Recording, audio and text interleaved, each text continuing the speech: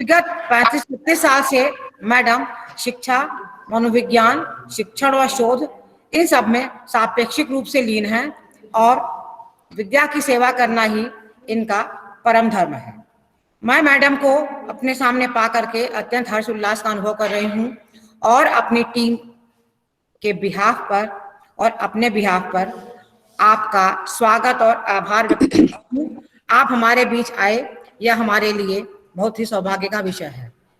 Professor Dhoundiyal, अब मैं आपको आमंत्रित कर रही हूँ कि आप अपने भाषण से हमारे प्रतिभागियों को शिक्षा और शोध के नवीन आयाम प्रदान करने का कार्य करें। धन्यवाद मैडम, प्लीज। धन्यवाद प्रोफेसर शुक्ला मैडम। हमारी जो इस प्रोग्राम की कोर्स कोऑर्डिनेटर हैं प्रोफेसर मधुलता नयाल और टीम के जो भी मेंबर यहाँ पर भी मौजूद होंगे, मेरे ख्याल से इसमें नेट जेआरएफ से, योगा से मिस्टर जोशी शायद जुड़े होंगे। आप सभी को मैं बहुत बहुत धन्यवाद।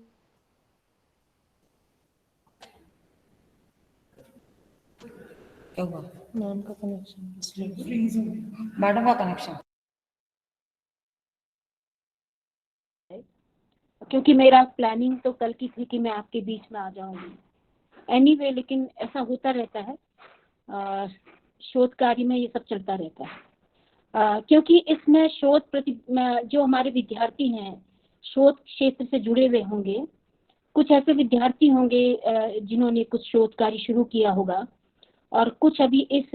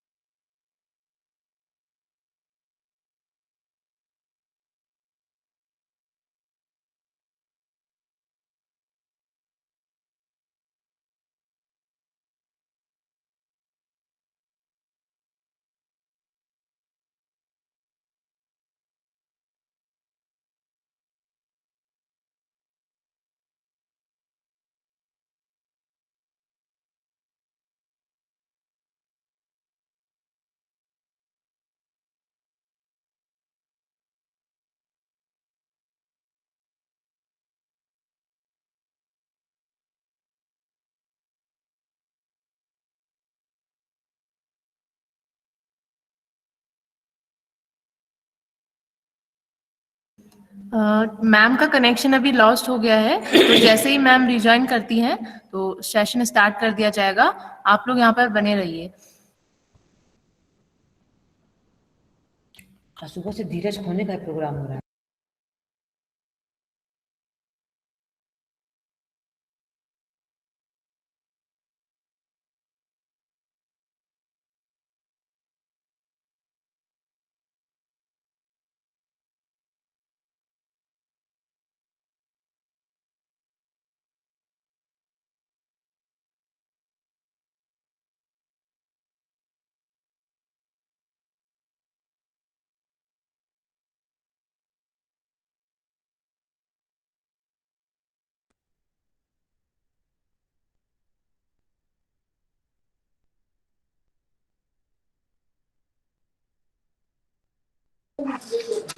मेरी आवाज सुनाई दे रही है? जी, आपकी आवाज सुनाई दे रही है।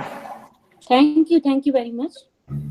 मुझे थोड़ा ये बताएंगे ना, इट कॉम्बिनेशन ऑफ स्टूडेंट्स क्या है? इसमें सारे रिसर्च स्कॉलर हैं, बिगनर्स हैं, कौन है? इसमें बिगिनर रिसर्च स्कॉलर्स हैं मैडम। प्री पीएचडी कोर्स वाले? हाँ, प्री पीएचडी कोर्स वाले करने के बाद वाले, प्री पीएचडी करने वाले। अच्छा। इसका मतलब है कि जो हमारे सामने ग्रुप है वो क्योंकि काफी दिन से कोर्स चल रहा है तो बहुत कुछ रिसर्च के बारे में आप लोगों को मालूम भी है। और भाई आप लोग खामोशी से सुनिएगा भी मत, थोड़ा इंटरेक्ट भी करिएगा बीच में। आप लोग ये अच्छी तरीके से जानते हैं कि रिसर्च क्या है। कोई मुझे बताएगा, कोई जो स्कॉलर है कि रिसर्च हम किसे कहते हैं? बताएं, आप लोग इंटरेक्ट करें। शोध में सुनना काफी नहीं होता है। इन्वेस्टिगेशन को। हाँ, इन्वेस्टिगेशन किस चीज का इन्वेस्टिगेट करते हैं हम? मैम कोई भी थॉट, कोई भी इवेंट, कोई भी आइडिया, कोई भी प्रॉब्लम जो हमें लगे, हाँ, उसको हम जब ढूंढने की इन्वेस्टिगेट कोशिश करते हैं। करते हैं, यस, ठीक है ना? अच्छी बात बताई आपने। क्या नाम है आपका? रचना। यस रचना मैम। है। अच्छा, रचना ने एक बात बताई हमें और उसने कहा कि हम कुछ थॉट है, कुछ प्रोसेस है, इसको जब हम ढूंढने की कोशिश करते हैं तो हम इसे रिसर्च कहते हैं। ये बहुत सिंपल सी इसकी परिभाषा है। लेकिन हम इसमें कुछ और जोड़ेंगे कि देखिए, कोई भी थॉट, या इन्हीं की बात को मैं आगे लेके जा रही हूँ। कोई भी थॉट है, प्रोसेस है, या आइडियाज है, आइडियोलॉजी है, इसको हम ढूंढने की कोशिश तो करते हैं, लेकिन किस संदर्भ में ढूंढते हैं ये इम्पोर्टेंट होता है। हम सामान्यतः जो फैक्ट्स को ढूंढते हैं, जिनको हम रिसर्च में इंक्लूड करते हैं, उन्हें हम किस किस तरीके से ढूंढते हैं? बेसिकली हम रिसर्च में उन्हें नए तरीके से ढूंढने की कोशिश करते हैं। आप ये मत सोचिएगा कि वो आइडियाज या वो थॉट्स वो वहां पर नहीं थे पहले से। फैक्ट्स आर ऑलवेज देयर, लेकिन हम उनको जब खोजने की कोशिश करते हैं तो हम उन्हें नए संदर्भ में खोजते हैं, नए इन्वायरमेंट में खोजते हैं, इन्वायरमेंट नए वातावरण के साथ खोजते हैं, हम नए कंटेक्स्ट में खोजते हैं, हम नए आइडियोलॉजी के साथ खोजते हैं, हम कई बार तो नई ज्योग्राफिकल बाउंड्रीज के साथ उसको ढूंढने की कोशिश करते हैं। और कई बार तो हम उन तथ्यों को, हमारे जो ट्रेडिशंस होते हैं, हमारा जो कल्चर होता है, हमारी सामाजिक स्थितियां होती हैं, हमारी खुद की पर्सनालिटी होती है, या जो हमारा खुद का एक वातावरण होता है, उसके संदर्भ में हम उन तथ्यों को नए सिरे से ढूंढने की कोशिश करते हैं। अब तो आपने देखा होगा कि अब आप ग्लोबल प्लेटफॉर्म पे भी आप मूव कर रहे हैं और आप इन तथ्यों को ग्लोबल पर्सपेक्टिव से भी देखने की कोशिश करते हैं। कहने का मतलब सिंपल सा ये है कि हम शोध में हमेशा तथ्यों को एक नए सिरे से ढूंढने की कोशिश करते हैं। और इसके लिए जो हमारे पास जो फील्ड होता है वो इतना बृहद है कि उसको हम शब्दों में हम उसको सीमित नहीं कर सकते हैं। हम पूरे अपना जो हमारा एक ह्यूमन नेचर, जो हम एक व्यक्ति के रूप में जब हैं, तो हम चारों तरफ से हमारा कई तरह के वातावरण से हम घिरे रहते हैं। उसमें हमारा परिवार है, हमारा विद्यालय है, हमारा समाज है, हमारी कम्युनिटी है, हमारा देश है। हम इंटरकॉन्टिनेंटल स्टेज में भी जाकर के भी बात करते हैं। तो हम कोई एक छोटी चीज नहीं है। तो इसलिए जब हम शोध का कार्य करते हैं तो हमने देखा कि हमारे पास इतना बृहद क्षेत्र है, तो उस बृहद क्षेत्र में जाकर के उसमें से एक किसी फैक्ट्स को ढूंढना और उस पर काम करना, उसको नए रूप में प्रस्तुत करना, और उसको हम इस तरीके से प्रस्तुत करते हैं कि वो आने वाले समय के लिए उसका एक महत्वपूर्ण, उसका सिग्निफिकेंट रोल हो सके, या उसका कहीं ना कहीं पर यूज हो सके, या हम उसको इम्प्लीमेंट कर सके। बहुत सिंपल सा उदाहरण है। अभी आपको सबको मालूम है कि थोड़े दिन पहले आपको मालूम है कि हमारी नई एजुकेशन पॉलिसी 2020 आ गई है, और आपने देखा होगा, आपने सुना भी होगा, पढ़ा भी होगा, बहुत सारे वेबिनार उसमें हुए हैं। शोधकर्ताओं ने सुनते रहते हैं कि 1986 के बाद, ये करीब 34-35 सालों के बाद ये पॉलिसी हमारे बीच में आई। अब देखिए, एजुकेशन पॉलिसी नाम तो वही है ना। अब उस समय तो 86 था, अब इस समय 2020 के संदर्भ में हमारे सामने आई। और आपने क्या सोचा कि 2020 की, सॉरी 2020 की जो पॉलिसी आई, ये अचानक नई नहीं रही होगी। कहीं ना कहीं पर जब इसको डेवलप किया गया होगा, तो कहीं ना कहीं पर 1986 की पॉलिसीज के सारे जितने भी उसके कंपोनेंट थे, डायमेंशंस थे, उसके अंदर की जितनी भी थ्योरीज थी, या जितने भी आइटम थे, और जितने भी उसमें कंसेप्ट थे, उनको देखा गया होगा, और जितनी भी उसमें शोध कार्य होंगे उनको भी एसेस किया गया होगा, और उससे जो कंक्लूजन निकला होगा हमारे सामने, हमारे जो टीम के सामने निकला होगा, और उसको अब आने वाले अगले 20-30 साल के पर्सपेक्टिव में, अभी हमने 20 में बनाई है, तो ऐसा तो नहीं है कि अभी 22 में दोबारा बना देंगे, हो सकता बना दें, लेकिन फिर भी अगर 22 में भी बनाएंगे तो 2 साल के कंटेक्स्ट में हमने उस पॉलिसी को डेवलप किया।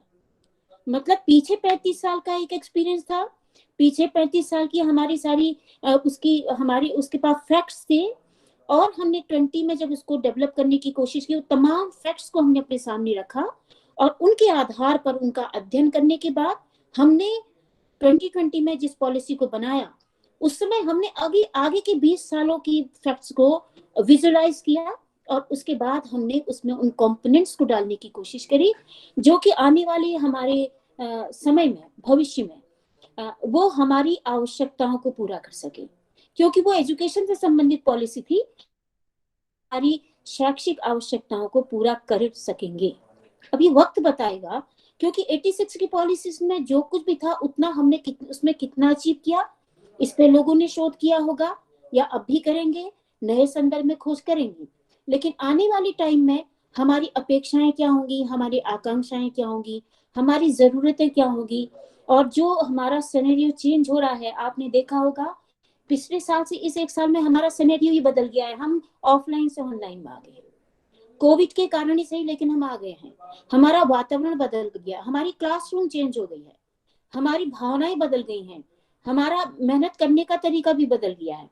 तो एक नए पर्सपेक्टिव में हम चीजों को जब ढूंढने की कोशिश करते हैं, अध्ययन करने की कोशिश करते हैं, तो हम कहते हैं कि हम कुछ शोध कार्य कर रहे हैं।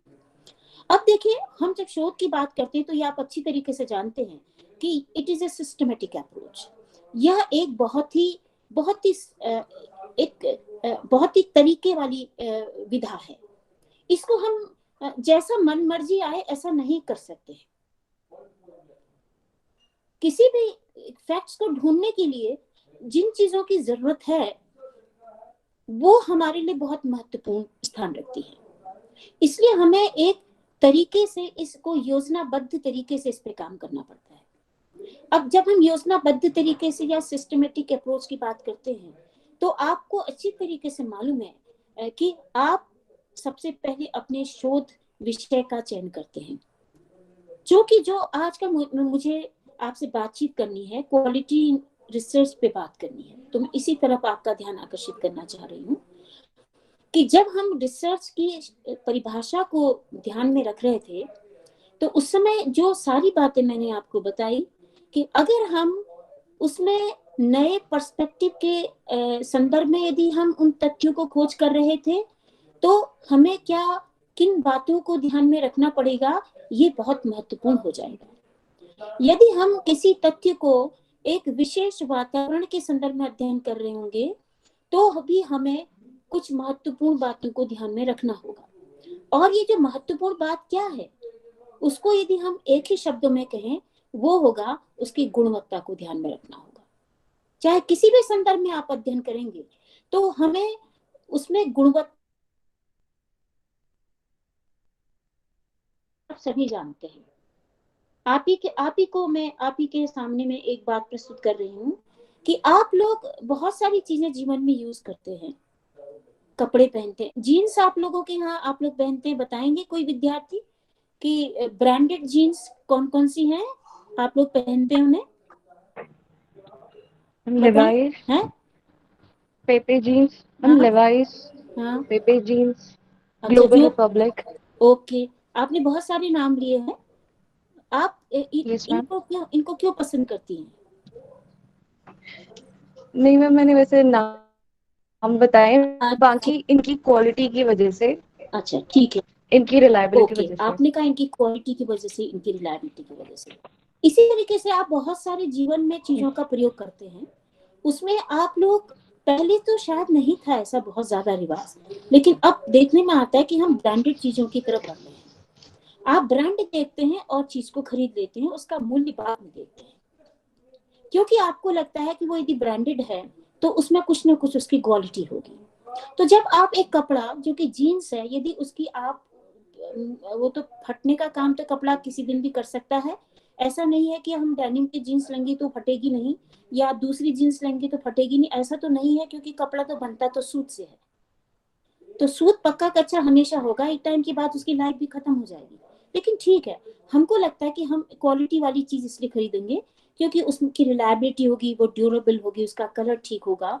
तो ये क्वालिटी को जब हम जीन्स में देख रहे हैं तो हम फिर शोध में क्यों नहीं देख रहे हैं, ये प्रश्न हमारे सामने होंगे।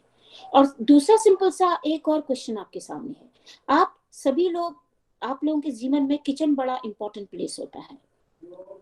हम घर पहुंचते तो किचन हमारे सामने सबसे इंपॉर्टेंट प्लेस हो जाता है कि क्या खाना है, क्या बनाना है, क्या खाएंगे, क्या बना होगा, बहुत सारे प्रश्न हमारे दिमाग में होते हैं। और वहां पर भी आप देखते हैं कि चीजों की गुणवत्ता पर हम ध्यान देने लगे हैं कि वो ठीक है या नहीं है, वो बासी तो नहीं है, उसका वो उनको हम खा सकते हैं या नहीं खा सकते हैं। हम उसके जो रैपर आते हैं उनको भी बड़े ध्यान से पढ़ने लगे हैं, ये एक्सपायरी तो नहीं हो गया है, ये देखने लगते हैं, क्योंकि आपको लगता है कि अगर वो एक्सपायर हो गया तो उसकी गुणवत्ता खराब हो गई या उसमें जहर हो जाएगा, हम उसको यूज नहीं करेंगे। या इसी तरीके से मेडिसिन है, आप लोग गुणवत्तापूर्ण जो मेडिसिन होती है उसको यूज करते हैं, और मेडिसिन में तो ये रिस्क ले भी नहीं सकते हम, क्योंकि थोड़ी सी चूक जीवन खत्म कर देगी। तो हम मेडिसिन में, अपने रोजमर्रा की लाइफ में, हमारे पहनने में, हम अगर क्वालिटी को मेंटेन करते हैं, और सबसे अंत में हम जीवन में भी गुणवत्ता का ध्यान रखते हैं। हम कहते हैं कि योग करिए, क्यों करिए भाई योग?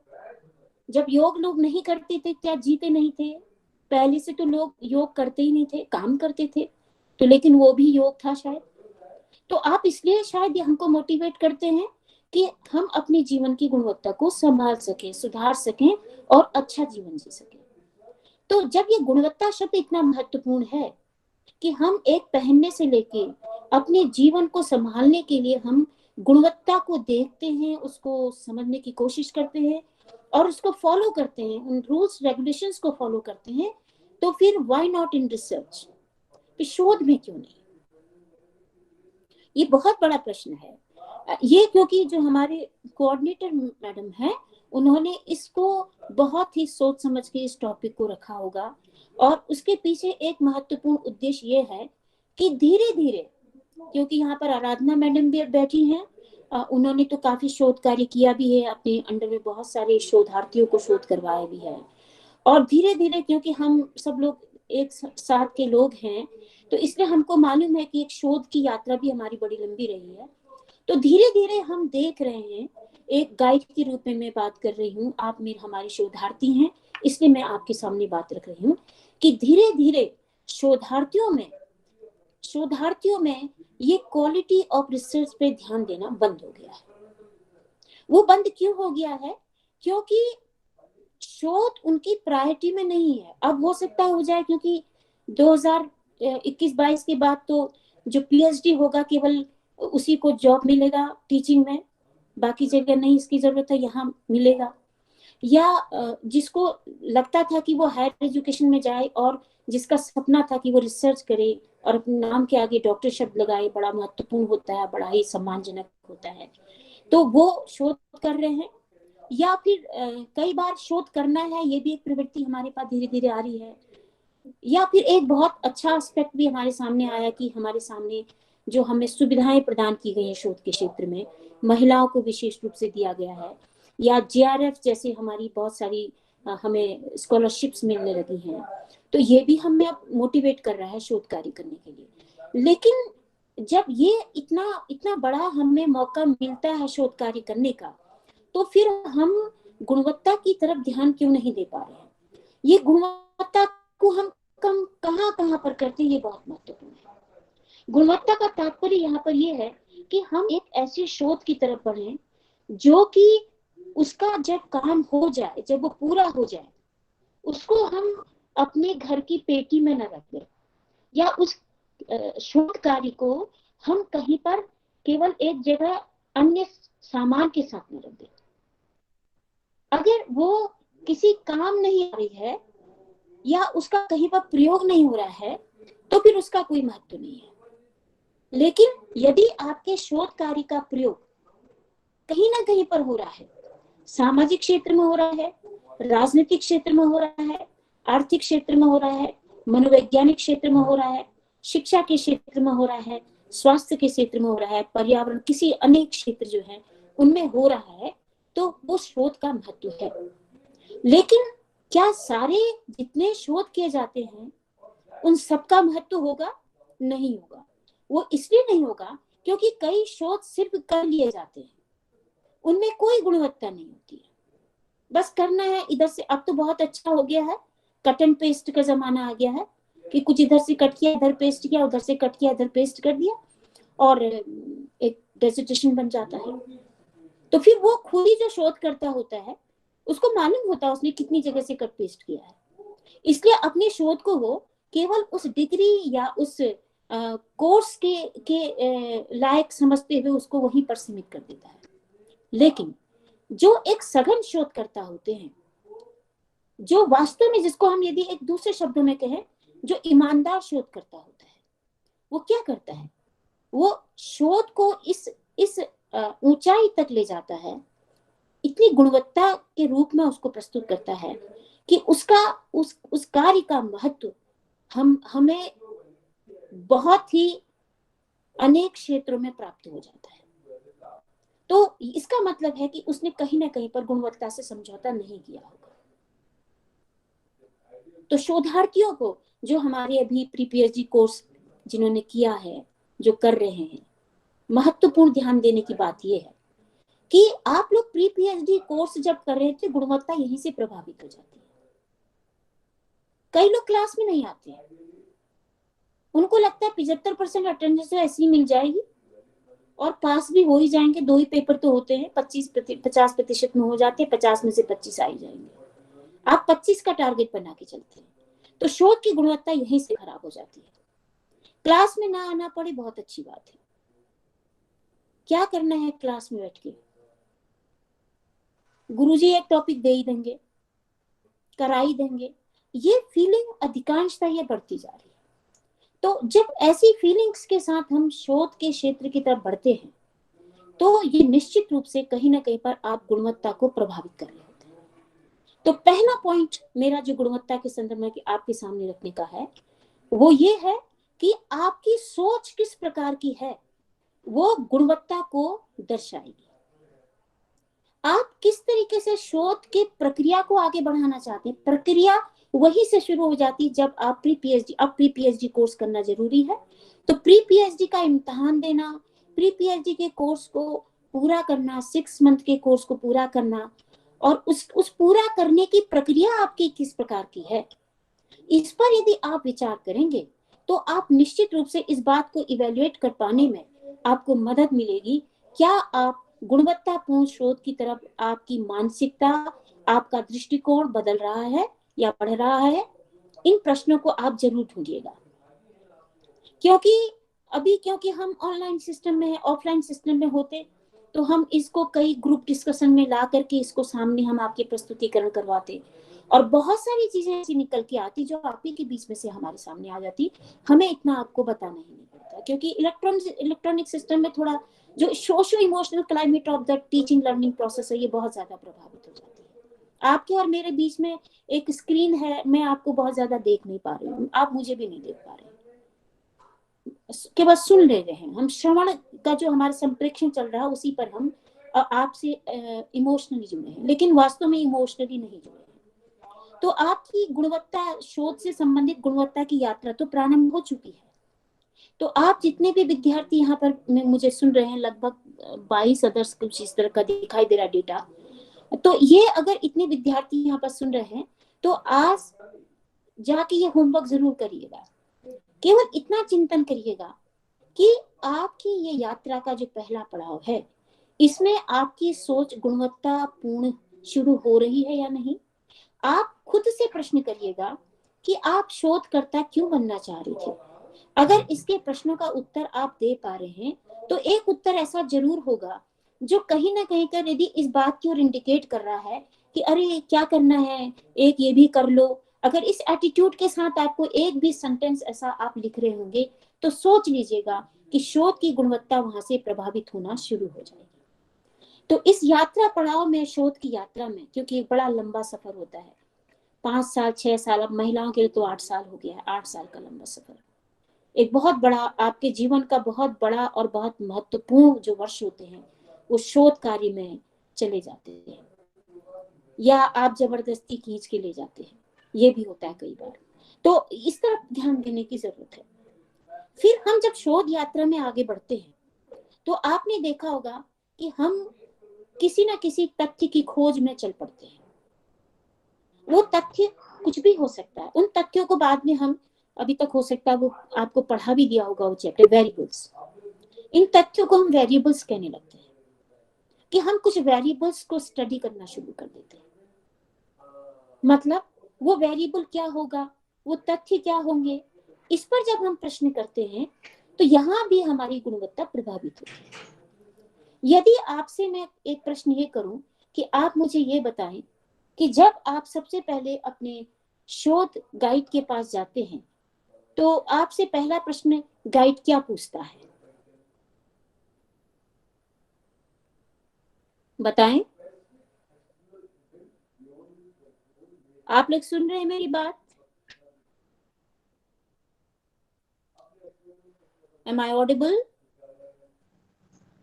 Yes, ma'am, you are audible. बताए ना, मेरे प्रश्न का उत्तर दिए, कोई भी दे सकता है कि जब आप एक गाइड के पास जाते हैं तो पहला प्रश्न, मतलब जब आप बातचीत करते हैं कि मैडम जी, सर जी, मुझे शोध करना है, आपके अंडर में करना है, तो गाइड आपसे पहला प्रश्न क्या करता है, क्या बात करता है? मैम एरिया ऑफ इंटरेस्ट पूछा जाता है। हाँ, अच्छा ठीक है, और कोई भी बोले? बहुत सारे लोग बैठे हैं, और लोग भी बोले। हाँ बताएं बताएं, देखिए चुप रह के काम नहीं चलेगा। हमें शोध ही क्यों करना है और हमें ये प्रेरणा कहाँ से मिली, ये भी पूछा जाता है। ठीक है, बहुत अच्छी बात है। पी के ठाकुर बोल रही हैं आप ना? ठाकुर है, ठाकुर बोल रही थी अभी। जो भी शोधार्थी बोल रहे थे उन्होंने कुछ बताया कि हमसे ये पूछा जाता है कि क्यों कर रहे हैं, या एरिया ऑफ इंटरेस्ट क्या है, ये पूछते हैं। तो ये प्रश्न बड़ा महत्वपूर्ण होता है। वो क्यों पूछना चाहता है आपसे प्रश्न? वो इसलिए पूछना चाहता है क्योंकि शोध में एक बहुत महत्वपूर्ण एलिमेंट छुपा होता है कि शोधकर्ता शोध तब करे जब उसको शोध कार्य करने में वो रुचि अपनी है उसकी। अगर रुचि नहीं है तो मुश्किल होगी, गुणवत्ता प्रभावित होगी। तो आपका शोध के लिए कोई इंटरेस्ट है शोध कार्य करने के लिए, या इसलिए कर रहे हैं कि हाँ भाई कर लेते हैं, ये तो मजबूरी है, और शोध नहीं करेंगे तो हमारा सिलेक्शन नहीं होगा, ये नहीं करेंगे तो वो नहीं होगा। तो ये तमाम हमारे सामने प्रश्न आ जाते हैं और हमारी यहीं पर से जो क्वालिटी ऑफ शोध है उस पर वो प्रभावित होने लगती है। प्रभावित सकारात्मक नकारात्मक दोनों होती है, नकारात्मक रूप से भी प्रभावित होता है और सकारात्मक रूप से भी प्रभावित होता है। तो जो गाइड का जो पहला प्रश्न होता है किसी भी विद्यार्थी से, उसके पीछे जो मंतव्य होता है वो ये जानने की कोशिश करता है कि आप शोध के लिए कितने गंभीर हैं। क्योंकि कोई भी गाइड हमेशा शोध कार्य में अपने शोधकर्ता से गंभीरता की उम्मीद करता है, और यदि शोधकर्ता में ये गंभीरता का गुण नहीं देखा जाता तो फिर ये निश्चित मानिए कि कहीं ना कहीं पर हमारी शोध की क्रिया और प्रक्रिया और गुणवत्ता डायरेक्टली प्रभावित हो जाती है, क्योंकि फिर उसमें लापरवाही का गुण होगा, फिर वो वही टेक कट एंड पेस्ट की प्रवृत्ति में आ जाएगा, फिर वो हो सकता है कुछ दाएं बाएं के जो होते हैं रास्ते उल्टे सीधे वो कहीं पर अपनाने लगेगा कि ऐसे कर लो, ये कर लो, वहां से टीप लो, ये कर लो, आदि आदि, इस तरह की भावनाएं आने लगेंगी। या उसको लगेगा कि अरे गुरुजी मेरा काम खुद ही कर देते तो कितना बढ़िया होता। तो ये सारी बातें हमारी देखिए प्राइमरी स्टेज पे ही हो जा रही है, गुणवत्ता वहीं पर प्रभावित हो जा रही है। तो एटीट्यूड टुवर्ड्स डूइंग शोध, attitude towards doing research is very important aspect of quality in research. इसको आपको ध्यान में रखना है। और यदि आप में थोड़ा बहुत भी ये कंपोनेंट है, मैंने कहा था कि आप आज रात जाके इस पर चिंतन मनन जरूर करिएगा। देखिए पूरी शोध की कार्यशाला आपके लिए इसलिए नहीं करवाई जा रही है कि ये करवानी है, नो, इसलिए नहीं करवाई जा रही है, इसलिए करवाई जा रही है कि हम शोधकर्ताओं के एटीट्यूड में कहीं ना कहीं पर एक सकारात्मक परिवर्तन लाए, उनको हम नॉलेजेबल बना दें। गाइड यहाँ पे बैठी हुई मधुलता गाइड करती हैं, पीडी भट्ट जी मुझे कल दिखाई दे रहे थे, वो गाइड करते हैं, हम गाइड करते हैं, आराधना मैडम गाइड किया है कई विद्यार्थियों को। तो गाइड का मकसद ये होता है कि वो अपने विद्यार्थियों को एक ऐसा माहौल बनाने की कोशिश करे जिसमें कि वो गुणवत्ता शोध की तरफ बढ़े। तो ये आप लोगों को चिंतन मनन करने की जरूरत है कि कहीं भी दिमाग के किसी भी अनकॉन्शियस माइंड, आप तो इसमें साइकोलॉजी के विद्यार्थी भी बैठे होंगे, एजुकेशन के भी होंगे, तो कहीं पर भी अनकॉन्शियस माइंड में अगर आप में खुराफात है कि ऐसी हो जाएगा, चलो देखेंगे, कर ही लेंगे या करवा लेंगे, अगर ये एटीट्यूड है तो इसको आपको सुधारने की जरूरत है। और देखिए सुधारने की प्रक्रिया में इन तमाम दिनों में कई लोग आपसे जुड़े हैं, अभी तक बहुत सारे सेशन हो चुके हैं और अभी और बाकी है। तो इन सारे तमाम लोग जो आपसे इंटरेक्ट कर रहे हैं वो आपके अध्यापक हैं, दूसरे यूनिवर्सिटीज के अध्यापक हैं, और उनका मुख्य उद्देश्य ये है कि आपके दृष्टिकोण में एक सकारात्मक बदलाव को हम प्रारंभ करने की कोशिश करें, उस तरफ आपको हम मोटिवेट करने की कोशिश कर रहे हैं जिससे कि हम शोध की क्वालिटी पर ध्यान दे सके। आज कई बार जो हमारे रिसर्च के जितने भी बहुत सारे सेमिनार होते हैं उसमें एक चीज पे बहुत ज्यादा जोर हमारे वक्ता देते हैं और उनका लगातार चिंता ये बनी रहती है कि गुणवत्ता शोध की कमियां दिखाई देने लगी हैं और हमारे शोध में गुणवत्ता दिखाई नहीं दे रही है, क्वालिटी जो है उसकी खत्म हो रही है। तो ये एक गंभीर विषय हो गया है। तो इसलिए ये जो सकारात्मक सोच है उसको विकसित करने का काम कोई बाहर का व्यक्ति केवल बता सकता है, रास्ते बता सकता है, गाइड कर सकता है, लेकिन उसको विकसित करने का काम आप खुद कर सकते हैं कि आप कैसा शोध करना चाहते हैं। और शोधार्थी हैं तो हम तो कहेंगे कि आप अच्छा काम करें। 500 पेज की थीसिस लिखना कोई बहुत बड़ी बात नहीं है, वो बड़ा क्रेडिट का काम भी नहीं होता है, न वो कोई बहुत ही महान काम होता है, इसका मतलब कूड़ा ज्यादा लिख दिया गया है। आवश्यक क्या है कि कम शब्दों में आप अधिक चीजों को समेट लें और टू द पॉइंट लिख पाए, तो शायद वो सार्थक भी होगा। तो हमें अपनी क्वालिटी को भी, शोधकर्ता को अपनी क्वालिटी को सुधारने की जरूरत है, तभी शोध में क्वालिटी आएगी। तो सबसे पहली बात है कि आपको अपने दृष्टिकोण में एक सकारात्मक बदलाव की तरफ बढ़ना चाहिए, और इस बढ़ने के लिए कोई मेडिसिन की जरूरत नहीं है, कोई टीके की जरूरत नहीं है, कुछ नहीं लगाना, आपको टीका भी नहीं लगाना, किसी प्रकार का मेडिसिन भी नहीं लेना है, बस अपने को एक शोधार्थी के रूप में विकसित करने की जरूरत है। आप हमेशा ये देखते हैं कि आप अध्यापकों में बहुत सारे गुणों को देखना पसंद करते हैं। अगर मैं आपसे पूछूं अध्यापक में क्या क्या गुण होना चाहिए, कोई बताएंगे आप? एक अध्यापक में विद्यार्थी कौन कौन से गुणों को देखना चाहता है? बताएं प्लीज, बोलें, इंटरेक्ट करें। आप सो तो नहीं गए मैम कि वो कितनी इंटरेस्टिंग वे में पढ़ाना चाह रहे हैं। अच्छा, वीडियो सब लोग ऑन करें अपना, ठीक है? मुझे लगता है कि ये सबसे लास्ट पीरियड ना सोने वाला भी हो जाता है कई बार। वीडियो ऑन करना है, प्लीज वीडियो ऑन करना है प्लीज बोली ऑन ना। Your videos. हाँ, केवल अपना माइक्रो तभी ऑन करें जब आप बात करेंगे। हाँ, तो बताएं बेटा, आप लोग बताएं, आप एक अध्यापक में क्या गुण देखना चाहते हैं? हाँ बताएं बताएं फटाफट जल्दी से, डोंट वेस्ट टाइम। कि मैम वो किनके पास कितनी इन्फॉर्मेशन है और वो कितने इंटरेस्टिंग वे में हमको कुछ टीच कर रहा है। राइट, बहुत बढ़िया। और कोई दूसरे विद्यार्थी भी बताएं। मैम सब्जेक्टिव नॉलेज उनमें होनी चाहिए, बहुत अच्छी बात है। रचना ने बताया, और भी बताएं। रचना ही बता रही है बहुत सारी बातें, और लोग कहाँ हैं? हाँ चले बताएं, अन्य विद्यार्थी बताएं। हम थोड़ा फ्रेंडलीनेस भी हाँ फ्रेंड, As in- अब रचना तुम अपना तुम नहीं बताना, क्योंकि ये बाकी लोग सो जा रहे हैं। रचना उठी हुई है, इस बात का ये प्रमाण है। चलो बच्चे बताओ, दूसरे लोग बताओ, कौन है आप लोग यहाँ? कोई गायब तो नहीं होगा? मैम जब तक स्टूडेंट का कोई पॉइंट क्लियर नहीं होता है तो और वो बार बार पूछ रहा है तो टीचर उससे इरिटेट ना हो, बल्कि वो उसको मतलब जब तक उसका क्लियर ना हो तब तक आंसर दे। मतलब आप कैसा कैसा एक डेमोक्रेटिक टीचर की बात कर रहे हैं ना? डेमोक्रेटिक होना चाहिए ना? Yes ma'am. हाँ, अच्छी बात है। और भी बता दो, आज तो मौका है, खुल करके बोलो। आपसे प्रश्न मैंने जानबूझ के पूछा है, जल्दी जल्दी बताओ। चलो तभी मैं आगे बताऊंगी। Teacher must be clear in their concepts. बिल्कुल ठीक है, अच्छी बात है। और कोई बताएं? बॉयज नहीं क्या इस ग्रुप में? बॉयज भी हैं?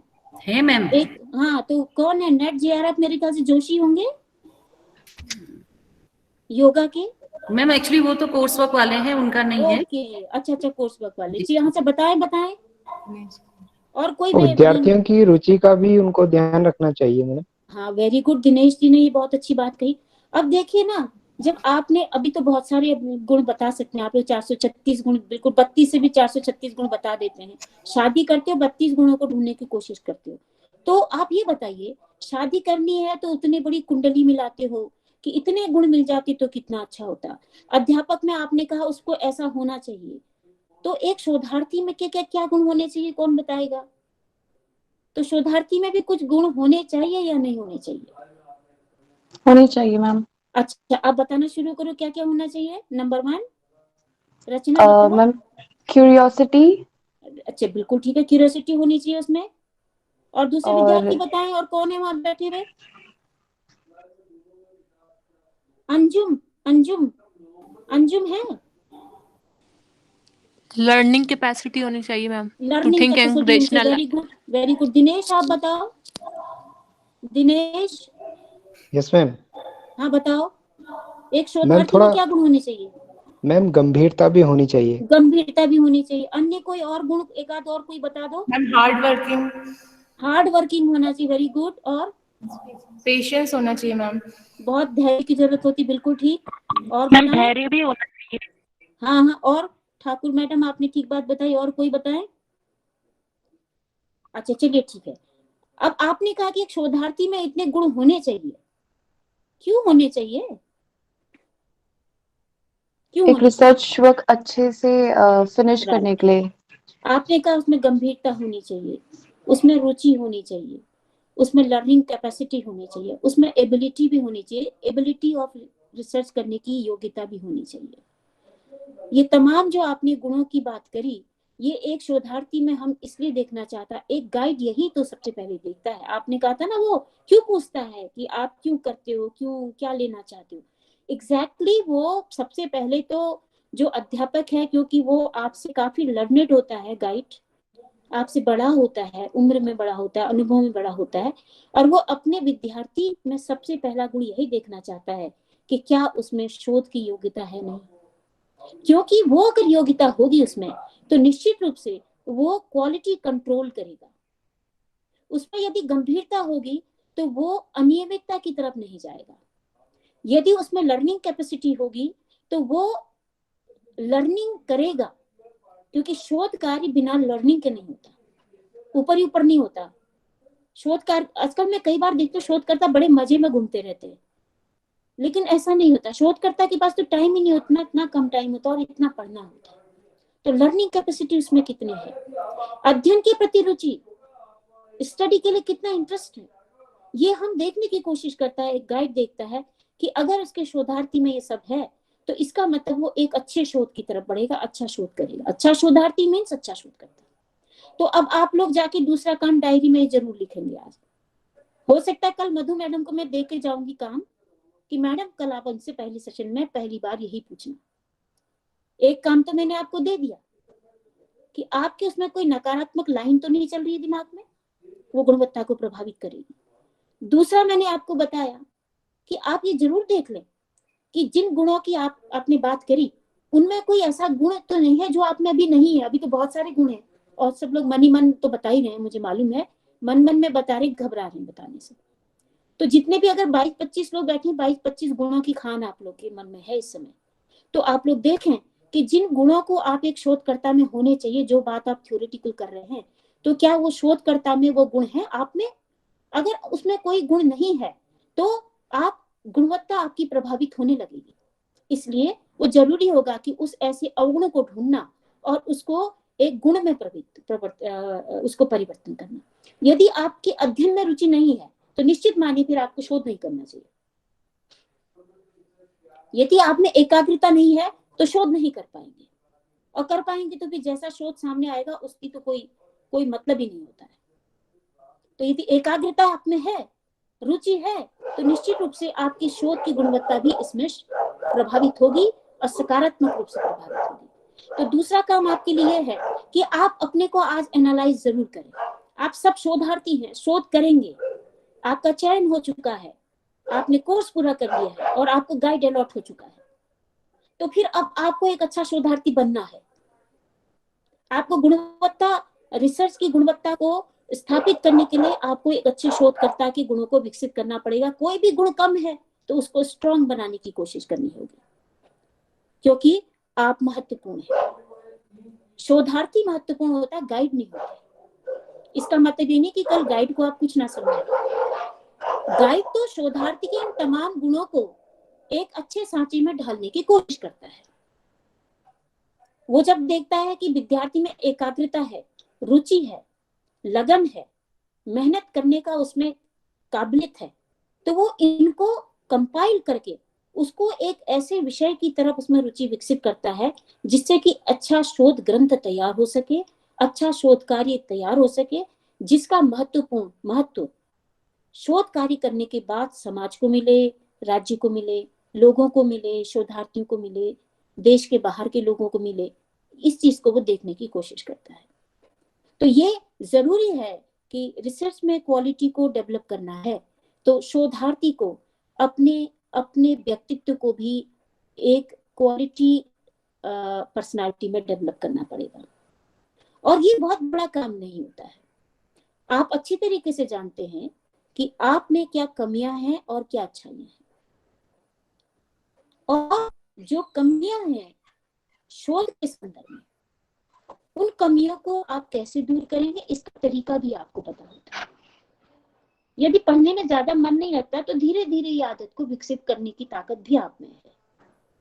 तो ये सब आपको समझना होगा और इस पर ध्यान देने की जरूरत होगी।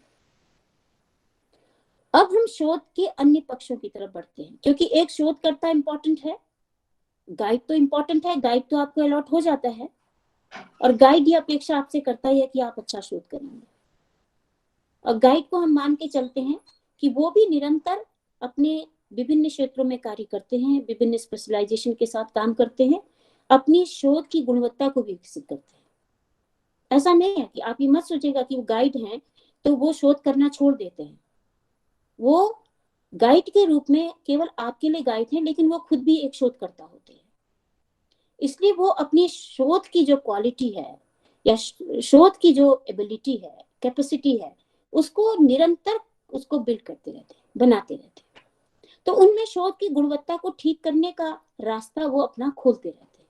और चूंकि वो स्वतंत्र होते हैं इसलिए उनको अपने अनेक प्रकार के क्षेत्रों में काम करने का मौका मिलता है। शोधार्थी को थोड़ा कम मिलता है क्योंकि उसके पास समय की एक लिमिटेशन होती है और वो लर्निंग स्टेज में ज्यादा होता है। इसीलिए आपने देखा होगा कई गाइड के पास अपना एक स्पेशलाइज्ड फील्ड होता है, वो अपना एक फील्ड बना लेता, उसी में निरंतर बड़े लंबे समय तक काम करता है। इसलिए क्योंकि वो चाहता है कि वो शोध की गुणवत्ता को विकसित करता रहे। अब ये नहीं करता है वो कि आज इसमें काम किया, कल दूसरे टॉपिक में, कल तीसरे, ऐसा कम करते हैं लोग। एक टाइम के बाद स्टेबिलिटी आ जाती है गाइड में भी, और वो अपना क्षेत्र विकसित कर लेते हैं।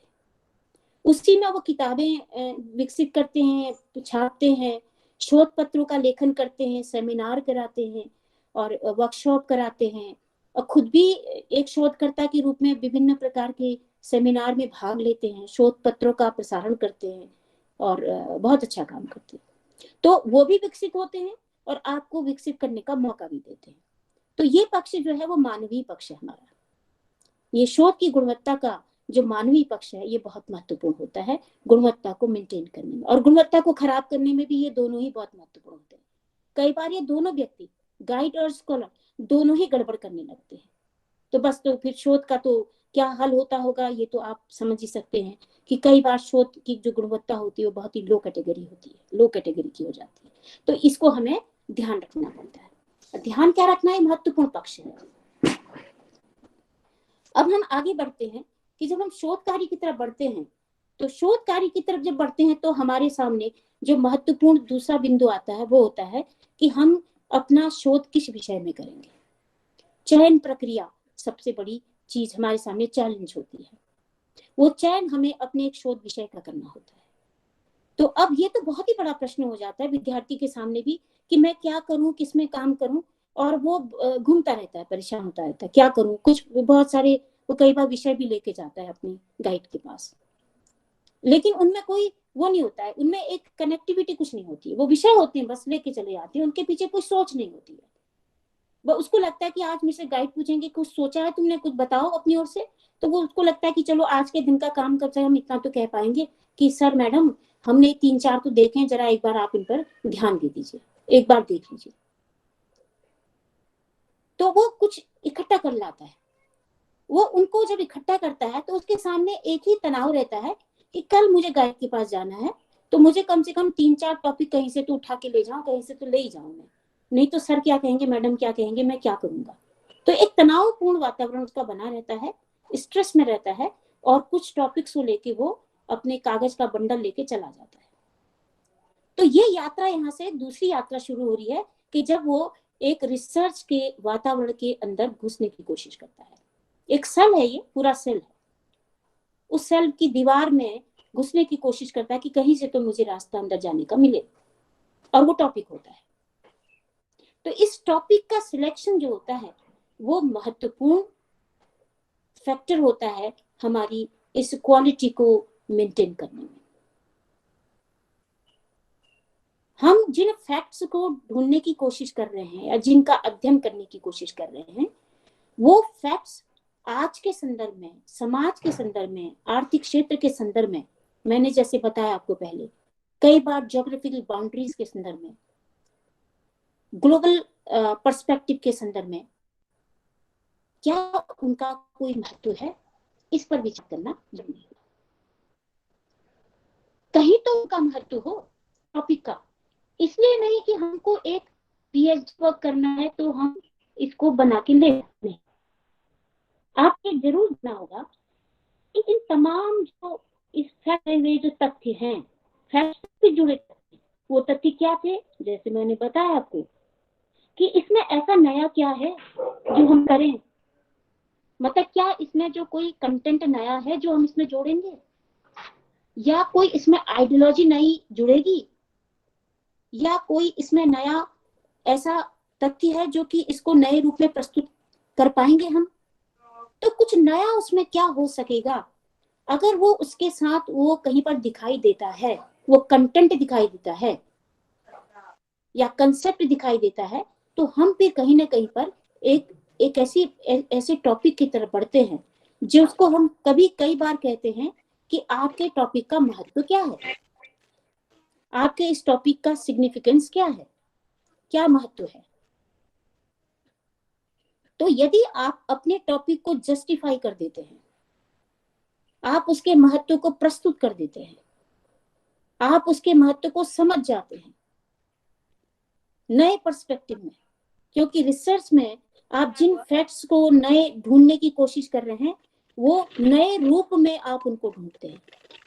तो उस नए रूप को यदि आप जस्टिफाई करने में सफल हो जाते हैं तो इसका मतलब आपने एक ऐसी समस्या का चयन कर लिया है जिसका कहीं ना कहीं पर महत्वपूर्ण रोल होगा। आपको मेरी बात सुनाई दे रही है? Yes ma'am. ओके, ठीक है। Yes ma'am. आप लोग बीच बीच में कुछ बोल देना जिससे मुझे, नहीं तो मुझे लग रहा है कि पता नहीं सुन भी पा रहे हैं, सुन यस मैम। है ना, हमारा आई कांटेक्ट तो हो नहीं पा रहा है ना, तो आप और हम बड़े बड़े पर्दों के पीछे छुप गए हैं। ठीक है, तो चलिए कोई बात नहीं, ये चलता है, ये वक्त भी गुजर जाएगा, फिर हम आमने सामने रिसर्च मेथोलॉजी की बात करेंगे। तो ये आप लोगों को ध्यान में रखना है, रिसर्च स्कॉलर को, कि एक समस्या के चयन को बहुत सावधानी पूर्वक आप लोगों को इस कार्य को करना है, क्योंकि समस्या के चयन में यदि आप किसी प्रकार की कोताही करते हैं, गड़बड़ी करते हैं, लापरवाही करते हैं, तो वो उसकी क्वालिटी को प्रभावित करेगी। और यदि आप उसकी समस्या का चयन करते समय सावधानियां बरतते हैं, उसके महत्व को जस्टिफाई करने में सफल हो जाते हैं, तो निश्चित मानिए कि आप एक अच्छा शोध कर पाएंगे या उसकी गुणवत्ता को मेंटेन कर पाएंगे आगे। फिर इसके बाद जो होता है, एक इम्पॉर्टेंट एस्पेक्ट उसमें ये भी होता है कि शोध के लिए अब हमें बहुत लंबा समय मिलने लगा है कि 3 साल में हम जमा कर सकते हैं, 5 साल में भी कर सकते हैं, 8 साल में भी कर सकते हैं। एक लंबा समय हमको शोध के लिए मिल जाता है। अब देखिए क्या होता है ना, ठीक है, लंबा समय तो हमारी सुविधा के लिए मिलता है, बहुत अच्छी बात है समय, क्योंकि आप जिस एज ग्रुप में हैं उसमें आप प्रोडक्टिव ग्रुप में हैं, आप कहीं ना कहीं पर प्रोडक्शन में जाएंगे, कहीं पर आप नौकरी कर रहे होंगे, आपका हो सकता परिवार हो तो आप बच्चों के जन्म देने की स्थितियों में होंगे, परिवार का पालन पोषण करने की स्थितियों में होंगे। तो एक ही काम नहीं करते आप इस समय, आप शोध ही नहीं कर रहे होते, लेकिन कुछ लोग शोध ही कर रहे होते हैं क्योंकि उनका जीवन का मकसद ही रिसर्च स्कॉलर बने रहना होता था जिंदगी, वो अलग तरह के लोग होते हैं, फिर उनको बाकी चीजों से कोई मतलब नहीं होता है, और बड़ा जबरदस्त शोध वो लोग करते हैं, दुनिया में नाम कमाते हैं और दुनिया को नई दिशा भी देते हैं। लेकिन हम आम जन की बात कर रहे हैं, आप और हम अपनी बात कर रहे हैं, हमें सारे ये काम भी करने होते हैं, परिवार भी देखना होता है, नौकरी है तो नौकरी भी देखनी होती है, और फिर साथ में ऊपर से अगर हमारी जो जॉब की जो हमारी रिक्वायरमेंट होती है उसमें पेपर भी लिखना है, ये भी करना है, और ये रिसर्च का कोर्स भी ज्वाइन करना है, ये सब भी हमें देखना होता है।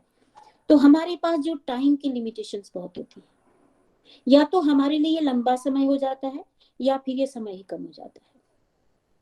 तो ये जो समय की बाध्यता है या समय का जो इतना लंबा सफर है, ये भी कई बार हमारे शोध की प्रक्रिया को भी प्रभावित करता है, और प्रक्रिया प्रभावित होती है तो उसकी गुणवत्ता स्वतः ही प्रभावित हो जाएगी। क्योंकि इसमें होता क्या है कि आज आपने शोध एक सब्जेक्ट का चयन किया, 3 महीने बाद अचानक याद आती है आपको कि आप रिसर्च स्कॉलर हैं किसी के, फिर अब तो बड़ा अच्छा हो गया है शोधार्थियों के लिए, मिलने की भी जरूरत नहीं है, पहले से तो फोन हो जाती थी, अब तो व्हाट्सएप हो गया है, व्हाट्सएप में झट से एक मैसेज डाल देते हैं, may I call you please ma'am, ऐसा लिख देते हैं, बड़ी करुण आवाज होती है, वो सुनाई तो नहीं देती लेकिन महसूस होती है, और फिर इमोजी भी डाल देते हैं उसके ऊपर। आप लोग डालते हो, करते हो ना ऐसा, रोता हुआ चेहरा, मायूस चेहरा, और गाइड पसीज जाता है। फिर आपको 3 महीने में फिर आप जो है जहां डर होना चाहिए था वहां मुस्कुराते हुए आप पदार्पण करते हो, तो गाइड अपना सर पीट रहा होता है, वहां ये 3 महीने में आ रही है, 3 महीने में आ रहा है। फिर जो हमने बात 3 महीने पहले की होती है उसको नोट कराया होता है कागज में, वो उस कॉपी को भूल जाता है। हम कहते हैं कि बच्चे ऐसा करो कि जिस दिन तुम शोध कार्य शुरू करते हो तो एक बाजार से एक डायरी खरीदो, बड़ी थोड़ा सा, उस डायरी में पहले पन्ने में अपना शोध का सब्जेक्ट लिख दो, और जिस दिन हमारे पास आते हो उस दिन उसके नोट्स बना लो कि मैं क्या कह रही हूँ या मैं क्या कह रहा हूँ, जो डायरेक्शन या गाइडेंस मैं दे रही हूँ या दे रहा हूँ उसको जरा नोट कर लो कि दोबारा मुझे फिर ना बताना पड़े, और जब तुम दोबारा आओगे तो मेरे द्वारा कहे हुए वाक्यों को मैं वो काम कम से कम उतना तो कर ही लेना, या उसको पढ़ लेना, अगर किताब का हवाला दे कि ये किताब के 2 चैप्टर पढ़ लेना, उतना पढ़ लेना, फिर अगले 3 महीने तक फिर हम इंतजार करते हैं। फिर अगले 3 महीने के बाद जब आता है वो फिर डायरी भूल जाता है, उसको तो ये भी नहीं याद होता है कि मैं किस तारीख को आया था, आई थी, और उस दिन मैडम या सर ने मुझे क्या बताया था, क्या डायरेक्शन दी थी। अब बताइए 6 महीने का समय चला गया। आप मुस्कुरा भी रहे होगे शायद कहीं कहीं, ऐसा ही होता है, ऐसा ही होता है ना, बताओ। यस हेलो, मैम, नो देखा है। मैम। ऐसे ही होता है। आपके मन की बात कर रही हूँ, वैसे हम मोदी जी नहीं हूँ, मैं आपके मन की बात कर रही हूँ ठीक है ना, आपके मन की बात कर रही हूँ, आप कितनी मजेदार बातें करते हो। अब देखिए ये प्रक्रिया क्या कहाँ आपके शोध कार्य को ले जा रही है, कि जिंदगी में 6 महीने बहुत होते हैं, जिंदगी में तो एक दिन भी बहुत होता है, वक्त चला जाता है, लौट के नहीं आता है। और यदि 6 महीने हमारे रिसर्च में ऐसे ही चले जाते हैं तो सोचिए कि गाइड का तो कुछ नहीं फर्क पड़ेगा, लेकिन आपके 6 महीने कम हो जाते हैं एक उद्देश्य को प्राप्त करने में। इसका मतलब क्या था कि आपने टाइम मैनेजमेंट ही नहीं किया था। जो टाइम मैनेजमेंट नहीं हो पाता है उससे सबसे ज्यादा प्रभाव पड़ता है शोध की गुणवत्ता पर। तो आपको ये ध्यान रखना है, आपको डिसिप्लिन रहना है, यस मैम। आपको एक सिस्टमेटिक अप्रोच के साथ अपने शोध कार्य की शुरुआत करनी है, पॉजिटिव थॉट्स के साथ करनी है, और उसको एक अच्छी प्लानिंग के साथ। क्योंकि पहले दिन जब एक टॉपिक के साथ वो गाइड के पास बैठता है तो गाइड, मुझे मालूम है कि गाइड उसको उसकी स्टेप्स की ओर ध्यान दिलाता है कि इसमें तुमने पहले क्या करना है, फिर क्या करना है, फिर क्या करना है, वो नोटेड होना चाहिए। Yes ma'am. तो वो नोटेड होगा तो आप उसको एक सिस्टमेटिक अप्रोच के साथ काम करना शुरू कर देंगे, उसमें गिरावट नहीं होगी, उसमें गुणवत्ता आएगी। तो अगर आप वास्तव में शोध करना चाहते हैं तो आप अपनी पूरी पूरी जिंदगी के अन्य कार्यों के साथ शोध कार्य को कुछ नहीं समझते हैं, उसके लिए क्यों नहीं आप समय निकाल पाते हैं, क्यों नहीं आपके पूरे 24 घंटों में उसके लिए चाहे आधे घंटे ही सही क्यों नहीं है। आपको 3 महीने में एक बार क्यों याद आता है कि आप मैडम से या सर से मिल लें, बता दें कि मैं भी हूं एक जीव इस दुनिया में। तो आप लोग जो है शोधकर्ता के रूप में प्रस्तुत नहीं होते, व्यक्ति के रूप में प्रस्तुत होते हैं, लड़का या लड़के के रूप में प्रस्तुत होते हैं।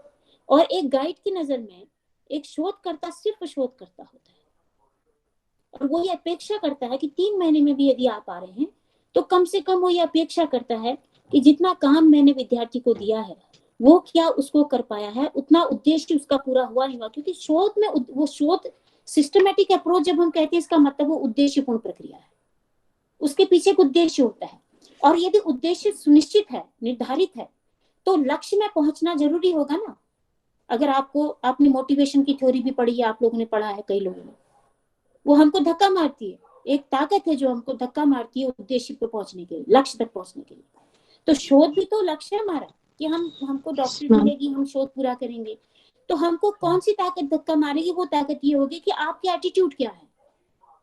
सकारात्मक एटीट्यूड का तो आपको ही धक्का मारेगा एटीट्यूड कि नहीं देखो मैडम ने काम दिया है, सर ने काम दिया है, ये किताब चाहे 2 ही पन्ने में पढूं जरूर पढ़ूंगा या पढ़ूंगी, क्योंकि सर पूछेंगे तो क्या जवाब दूंगा। अगर ये एटीट्यूड आप डेवलप करना शुरू कर देंगे तो निश्चित मानिए कि आपकी शोध में गुणवत्ता स्वतः ही धीरे धीरे एक साथ नहीं आएगी। आप कमाल जो मैं बता रही है कोई वो नहीं है कि बस जादू की छड़ी नहीं है कि ऐसा हो जाएगा, लेकिन कोशिश करेंगे तो आप लोगों को एक सकारात्मक रास्ता दिखाई देगा। तो टाइम स्पान को ध्यान में रखना बहुत जरूरी है। और जितना लंबा समय आप शोध कार्य के बीच में गैप करते हैं, जो गैप होता है आपका, वो शोध की गुणवत्ता को खराब कर देता है। फिर क्या होता है, समय कम होता है, जल्दी जल्दी में काम करते हैं। 6 महीने बचे हैं, जमा करनी है, अभी तक तो डेटा भी कलेक्ट नहीं हुआ, अरे अब तो रिव्यू भी नहीं हुआ, फिर धर धर करके आप लोग रिव्यू कलेक्ट आलतू फालतू चीजें उठा के ले आते हैं। अब हमको भी पता है जमा होनी है, हम भी फटाफट बिना देखे 4 पन्ने पर देते हैं, तो कहाँ रहेगी शोध की गुणवत्ता। तो time management is important aspect of to maintain the quality in research. Yes ma'am. अब इसमें एक पक्ष जो पड़ा है, जो हमारी कंडीशन है, हमारी दशा है, हम किन दशाओं में कार्य करना पसंद करते हैं।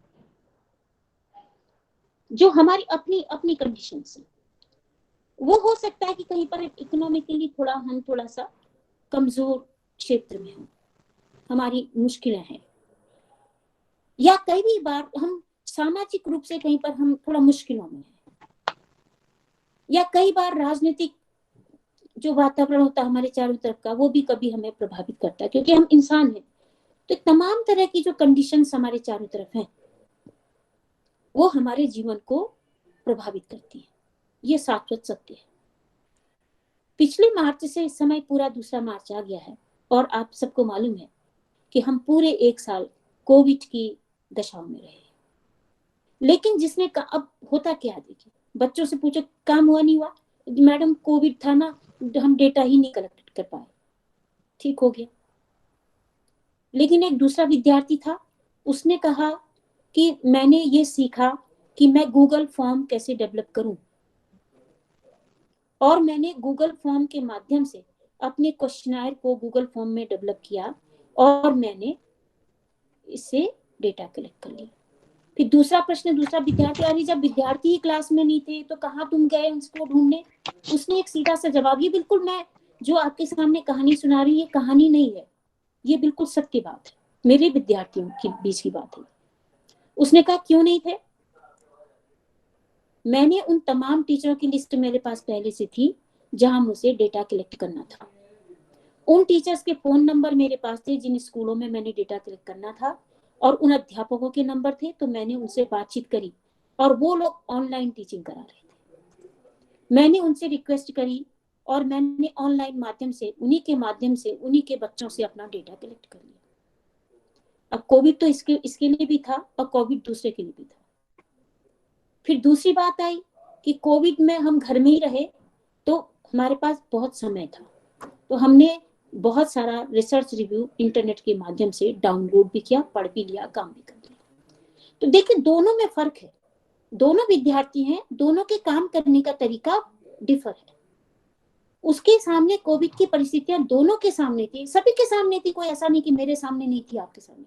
अब इस परिस्थिति में एक विद्यार्थी ने एक ऐसा रास्ता निकाला जिससे कि उसका काम प्रभावित नहीं। जब हम खा रहे थे, पी रहे थे, गप्पे मार रहे थे, पिक्चरें भी देख रहे थे, खूब मोबाइल से भी काम कर रहे थे, व्हाट्सएप में भी लगे हुए थे, फिल्में भी देख रहे थे, तो why not you are doing your research work.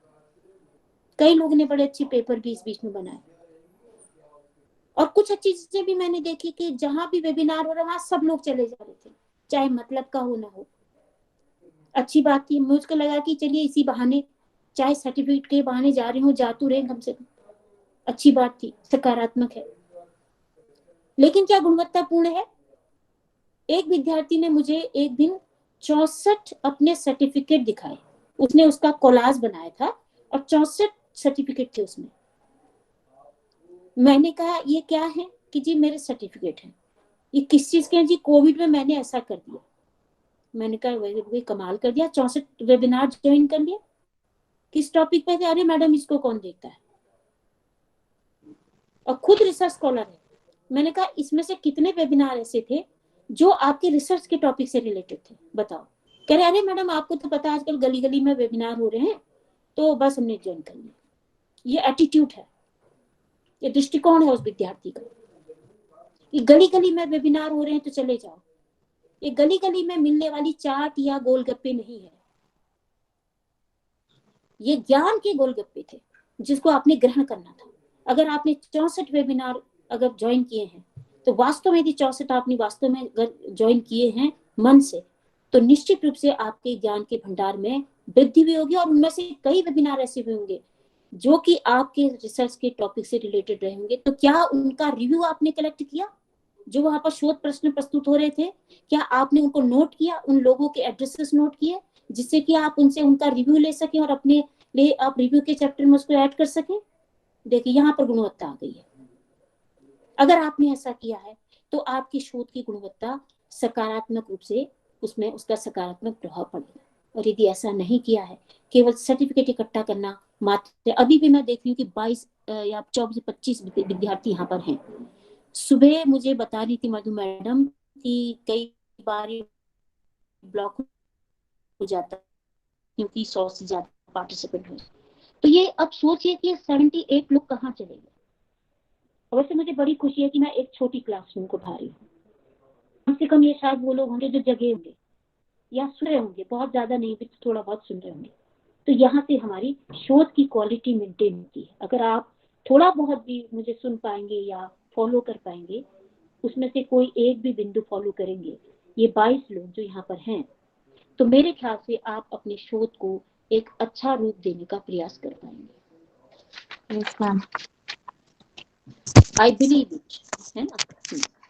अच्छा, अब क्या होता है इसमें, एक महत्वपूर्ण एक पक्ष आता है, framing objectives of the study.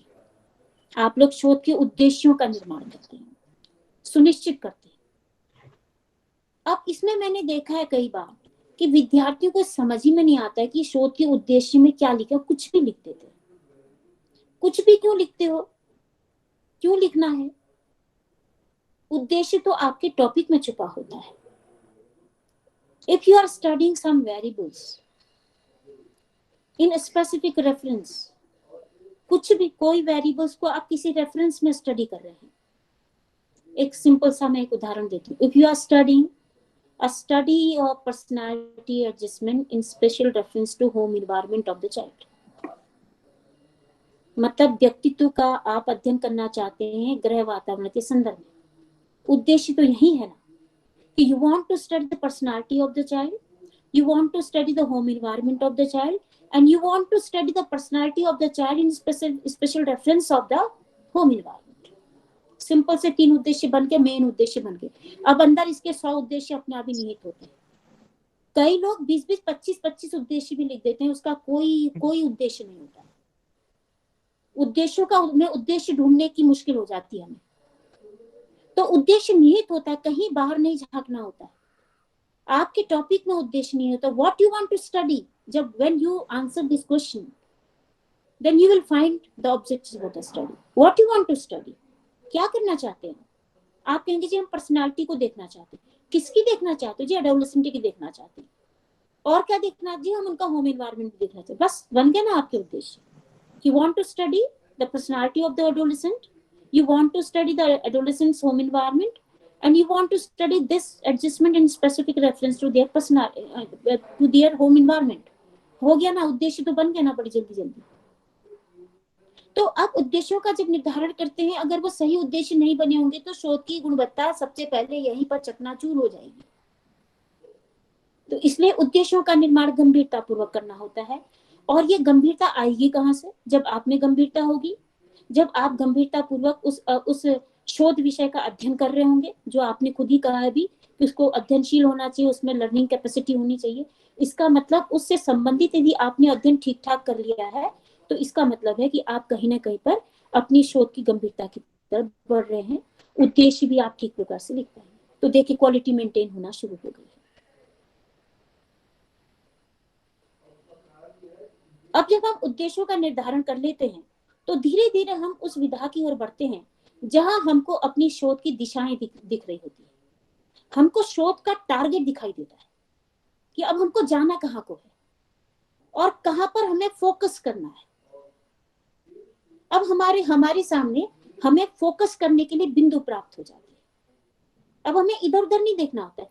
Basically हम, यदि आपने ट्राइंगल देखा है ना, ट्राइंगल में एक नीचे एक आधार होता है, ऐसे करके होता है। अगर आप मुझे देख पा रहे हैं तो पहले आप यहाँ रहते हैं, इस बेस में रहते हैं। अब धीरे धीरे आप बढ़ के यहाँ पहुंच गए टॉप में। कोण जहां पर होता है, ऊपर का कोना, वहां चले जाते हैं।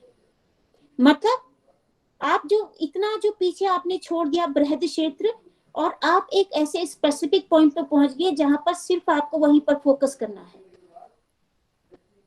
तो उद्देश्य आपको इसी पॉइंट पे ले आते हैं और आपको अपने कार्य करने का सीधा सीधा सरल और बहुत ही महत्वपूर्ण रास्ता भी दिखा देते कि भैया देखो, इसी रास्ते पे जाना, अभी इधर उधर नहीं जाना है। आपको स्पष्ट दिखाई देता है कि मुझे अब करना क्या है आगे। अब आपको करना क्या है? आपको पर्सनालिटी का अध्ययन करना है, आपको होम एनवायरनमेंट का अध्ययन करना है। अब वो जो बच्चे, हो सकता है एडोलेसेंट हो सकता है यूथ हो सकता है गर्ल्स हो, कोई हो, थोड़ी देर के लिए मान लीजिए एडोलेसेंट है, तो आपको एडोलेसेंट पे अपने का कंसंट्रेट करना है 3 पॉइंट्स पे। एडोलेसेंट पे पॉइंट आपको कंसंट्रेट करना है कि एडोलेसेंट होते क्या है। पर्सनालिटी को अध्ययन करना कि पर्सनालिटी ये बला क्या है, इसका मतलब पर्सनालिटी की तमाम थ्योरी पढ़नी है आपको। पर्सनालिटी के डेफिनेशंस को समझना है। पर्सनालिटी का जो कंसेप्चुअल फ्रेमवर्क है उसको समझना। देखिए बहुत अब आगे ना शॉकिंग, केवल इंटेलिजेंस नहीं पढ़ना है आपको पर्सनालिटी के सारे आयामों का अध्ययन करना है। पर्सनालिटी क्या होती है, पर्सनालिटी कितने प्रकार की होती है, पर्सनालिटी की थ्योरीज क्या है, वो तमाम महान लोग जिन्होंने पर्सनालिटी की थ्योरीज को डेवलप किया वो क्या कह रहे हैं, उनकी नजर में पर्सनालिटी क्या है, आपकी नजर में पर्सनालिटी क्या है, और तमाम दुनिया भर में जिन लोगों ने पर्सनालिटी पर काम किया वो क्या कह रहे हैं। देखिए कितना बड़ा क्षेत्र आपको अध्ययन के लिए हमने दे दिया। इसी प्रकार से इन्वायरमेंट, होम इन्वायरमेंट, घर का वातावरण। ये घर क्या होता है, क्या होता है भाई घर, बताओ तो, कोई बताएगा? जहाँ पे प्रोटेक्शन मिलती है, कंफर्ट मिलता है। अच्छा ये बताओ, इस पूरी फैमिली होती कार्यशाला है। में ये क्या रचना ही बैठी है और कोई नहीं है? दिनेश, रचना, अंजुम। अंजुम कहाँ हो तुम? अंजुम बोलो, अंजुम, अंजुम कहाँ हो? पहले अंजुम कहाँ है? रचना, यस मैम। मयंक, मयंक जरा सामने आओ मेरे। मयंक अपनी जरा फोटो दिखाओ, कैसे लगते हो तुम? Ma'am 1 minute. हाँ जी मयंक जी, ये बताओ घर का मतलब क्या समझते हो? यस मैम, किसका? घर का, ग्रह, होम। घर, होम, घर में पीपल विद एक स्ट्रक्चर, मतलब एक फैमिली जिस भी चीज में रह रही हो, एंड होम। हाँ फिर वही तो पूछी, होम क्या मतलब, जिसमें रह रही हो, होम क्या मतलब? मतलब वहाँ कुछ लोग होते हैं, है ना? Yes ma'am, with parents various, yes ma'am, with various demographic details and male female and with different ages. हाँ बहुत सारे लोग होते हैं। अच्छा yes, वो ma'am. छोटी फैमिली, बड़ी फैमिली, है ना, ये सब होता है उसमें ना, है ना? yes, यही तो होता है। अच्छा परिवार, बुरा परिवार, झगड़ालू परिवार, सिंगल फैमिली, है ना? yes, और separated families, one child family, ये सब बहुत बड़ा कंसेप्ट है ना। तो इसका मतलब घर को आपको इतने संदर्भ में अध्ययन करना पड़ेगा। Yes ma'am. और यदि आप इसको पूरा अध्ययन नहीं कर रहे हैं तो इसका मतलब आप उसकी गुणवत्ता को गड़बड़ा रहे हैं। राइट, समझना ना, वेरिएबल्स हैं ये। हमने पहले ही कह दिया था कि हम फैक्ट्स को स्टडी कर रहे हैं and we are studying home environment. अब होम का इन्वायरमेंट का क्या मतलब होता है, समझे कुछ आप लोग? कैसा होता है घर का वातावरण? आपने बहुत सारी फैमिली देखी मयंक? यस मैम, देखी है, जरा बताएंगे थोड़ा फैमिली किस प्रकार की, कैसी कैसी होती हैं? Small and large and different variable. ये तो साइज, हाँ ये तो साइज ऑफ द फैमिली। हाँ यस मैम, स्मॉल लार्ज। थोड़ा साइकोलॉजिकल इन्वायरमेंट बताइए, परिवारों का कैसा होता है? साइकोलॉजिकल एक ऑपरेटर जो income generator and some student and consuming. अच्छा ये तुम कुछ और बात करने लगे हो। जो एक साइकोलॉजिकल इन्वायरमेंट है घर का ना, कि एक अफेक्शनेट फैमिली है, ठीक है, जहाँ बच्चों को प्यार मिल रहा है या एक ऐसी फैमिली, हाँ, या जहाँ पर कहीं पर अफेक्शन नहीं मिल रहा है, कहीं पर बहुत झगड़ा हो रहा है, कहीं पर दो पति पत्नी के बीच में झगड़ा हो रहा है, बच्चों के साथ मार पिटाई हो रही है, कहीं पर बच्चे नहीं है तो माँ बाप के बीच में झगड़ा हो रहा है, कहीं पर बहुत लार्ज फैमिली है तो वहां पर बहुत अच्छा वातावरण भी है, बहुत बुरा भी हो सकता है। मतलब बहुत तरह के परिवार आपके सामने, नजरों के सामने आते हैं और आपको दूर जाने की जरूरत नहीं है। हम सब अपने ही परिवारों को यदि अध्ययन करते हैं तो बहुत तरह के वातावरण हमें मिलते हैं। मतलब इसका अध्ययन जरूरी होगा। हम ये नहीं कह सकते कि हम तो हमको सब जानते हैं, हमें तो एक परिवार में ये भी होता है, एक परिवार में ये भी होता है। अरे हाँ होता है, तो क्या इतना ही होता है? इससे बियॉन्ड भी कुछ होता है फैमिली में। तो वो एक वातावरण है जो परिवार का एक बच्चे को मिलता है जिसमें वो ग्रो करता है। तो that's mean you have to study the home in a broader perspective, not in a small perspective. Means when you will study these environment in a broader perspective, means you are studying some quality or you are going towards a quality work officer. ठीक हो गया? चलिए, thank you very much. अपने को यहाँ पर आपने जो प्रस्तुतिकरण किया, थैंक यू। तो ये आपको ये समझना है कि हम जो उस पे जब हम काम कर रहे होते हैं तो उसके जो पर्सपेक्टिव जो हैं, जो भी उनके फैक्ट्स हैं, उनको हमें कितने गहराई तक अध्ययन करना है। और फोकस हो गए हम फोकस 3 बिंदु पर हुए हैं, पर्सनालिटी पर, एडोलेसेंट पर और होम इन्वायरमेंट पे। अब हमको इसके अलावा और चौथी चीज के बारे में बात नहीं करनी है, नहीं तो हमारा जो ओरिएंटेशन है वो गड़बड़ाएगा। हमें उस 5 साल में, 3 साल में, 4 साल में लगातार केवल अपने चारों तरफ केवल इन 3 कंसेप्ट पर ध्यान केंद्रित करना होता है। और यदि ये ध्यान कहीं इधर उधर से गड़बड़ाया तो आपकी जो क्वालिटी जो वर्क है रिसर्च की, वो बहुत ही घटिया स्तर की हो जाएगी। और यदि आपके पास जो फोकस पॉइंट आपको मिल गए थे, तो ये आपका ब्रेक भी होता है बीच में, सॉरी मुझे नहीं पता है। मधु? नो मैम, जी मैम, क्लास है जी कॉन्टिन्यूस चलता अच्छा, है कॉन्टिन्यूस जी, 4 बजे तक लगातार चलता है। मेरा टाइम कितने बजे तक है मुझे बता देना प्लीज। जी मैम, 4 बजे तक।